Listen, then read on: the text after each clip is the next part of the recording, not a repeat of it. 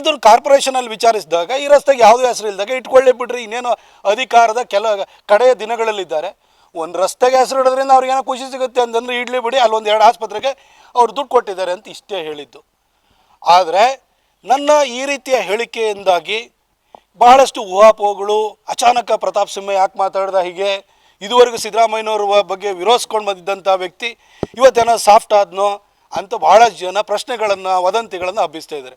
ನಾನು ಅವ್ರಿಗೆ ಭಾಳ ಸ್ಪಷ್ಟವಾಗಿ ಹೇಳಲಿಕ್ಕೆ ಬಯಸೋದು ಇಷ್ಟೇ, ಕಳೆದ 11 ವರ್ಷಗಳಿಂದ ಇಡೀ ಹಳೆ ಮೈಸೂರು ಭಾಗದಲ್ಲಿ ಒಂದಿಬ್ಬರು ಹಿರಿಯ ರಾಜಕಾರಣಿಗಳು ವೈಯಕ್ತಿಕವಾಗಿ ಸಿದ್ದರಾಮಯ್ಯನವ್ರ ಜೊತೆ ಒಂದೆರಡು ಜಗಳಗಳನ್ನು ಮಾಡ್ಕೊಂಡಿದ್ದು ಬಿಟ್ಟರೆ, ಅವ್ರನ್ನ ಸೈದ್ಧಾಂತಿಕವಾಗಿ ಅವರ ಒಂದು ಧರ್ಮಾಂಧ ಮತ್ತು ಹಿಂದೂ ವಿರೋಧಿ ಧೋರಣೆಗಳ ಬಗ್ಗೆ, ಅವರ ಒಂದು ಜಾತಿವಾದದ ಬಗ್ಗೆ ಕಡಾಖಂಡಿತವಾಗಿ ವಿರೋಧಿಸ್ಕೊಂಡು ಬಂದಿರೋನು ಪ್ರತಾಪ್ ಸಿಂಹ ಒಬ್ಬನೇ.